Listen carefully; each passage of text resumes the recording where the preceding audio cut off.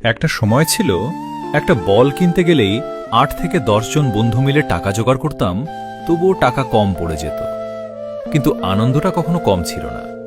বিকেল হলেই মাঠে এক ডাকে সবাই হাজির। কারো পায়ে জুতো নেই, কারো জামা ছেঁড়া, তবুও হাসিটা ছিল সবচেয়ে দামি। তখন হয়তো একটা ভালো বল কেনার সামর্থ্য ছিল না, কিন্তু বন্ধুগুলো সবাই একসাথে ছিল। আর এখন কয়েকটা বল কিনে ফেলার সামর্থ্য আছে, কিন্তু সেই মানুষগুলো আর পাশে নেই। কেউ পরিবারের দায়িত্ব কাঁধে নিয়ে দূর প্রবাসে পাড়ি দিয়েছে, কেউ জীবনের ব্যস্ততায় হারিয়ে গেছে।